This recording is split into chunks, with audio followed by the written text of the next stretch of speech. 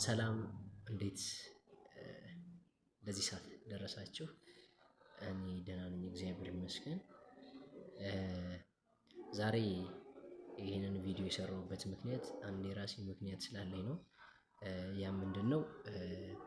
በህይወታችሁ ውስጥ የትኛውም አይነት ፈተና ሊገጥማችሁ ይችላል፣ የትኛውም አይነት ችግር ሊገጥማችሁ ይችላል።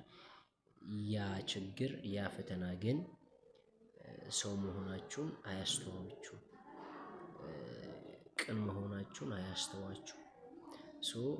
ምን ለማለት ፈልጌ ነው?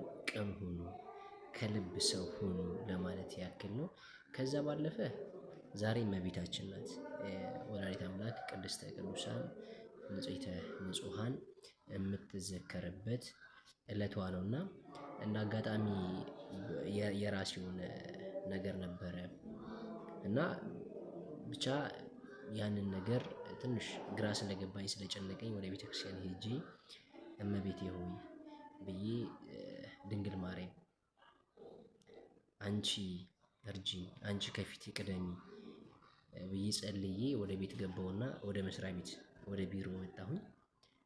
በጣም ጭንቀት ላይ ነበርኩኝ ለመናገር፣ ግን ቤተክርስቲያን ሄጄ ከመጣሁ በኋላ በጣም ቀሎኝ ነበር።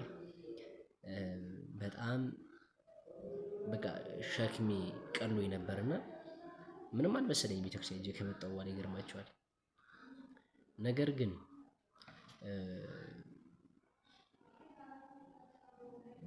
ማለት ከቤተ ክርስቲያን መጥቼ ቢሮ ስራ ከጀመርኩበት ሰዓት አንስቼ አሁን እስካለሁበት ሰዓት ድረስ ማለት ነው በጣም ደስተኛ ነኝ። በጣም ማለት ነው። ሲጨንቃችሁ ወደ ቤተ ክርስቲያን ሄዱ።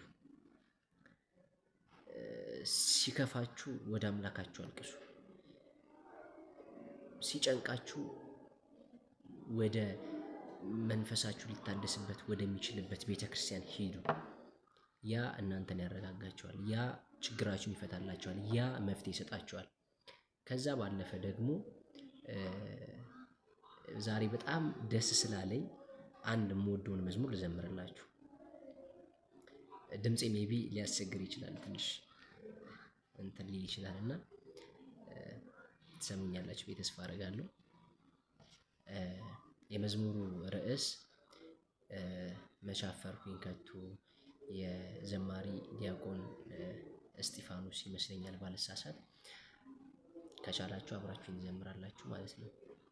መቼ አፈርኩኝ ከቶ ስሟን ሳነሳሳ፣ እናቴ አጽናናችኝ እምባዬን አብሳ።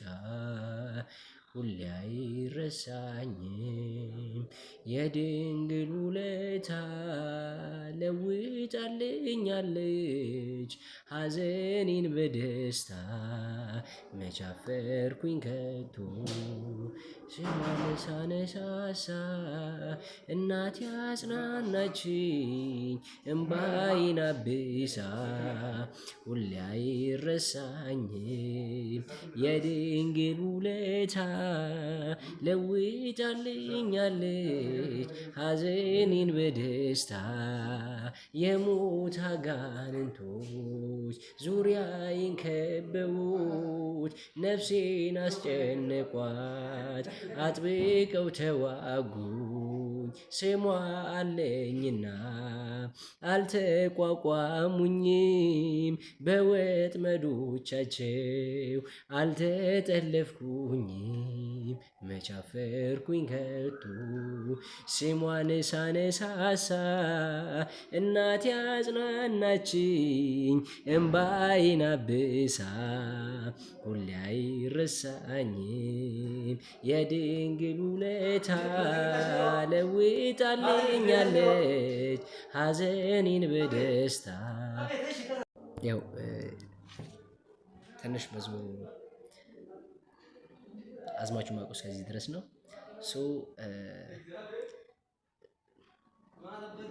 ጾምም ነው። በተጨማሪ ደግሞ ይህ ጾም ነፍሳችን ወደ አምላካችን የምትታረቅበት፣ ወደ አምላካችን የምንበት፣ ከእግዚአብሔር የምንታረቅበት ጊዜ ነውና ሁላችንም በተለይ በተለይ ባለማህተቦች ወደ አምላካችሁ ወደ እግዚአብሔር እንድትጮሁ እላለሁ። ጾሙን በሰላም ጀምረናል፣ በሰላም ያስፈጽመን። የበረከት፣ የሰላም፣ የፍቅር የምናድግበት፣ የምንበለጽግበት፣ የምንሻሻልበት፣ ከእግዚአብሔር ጋር የምንታረቅበት ያድርግልን። አመሰግናለሁ። ሁላችሁንም እወዳችኋለሁ። መልካም ጊዜ ይሁንላችሁ። ሰላም ሁኑልኝ።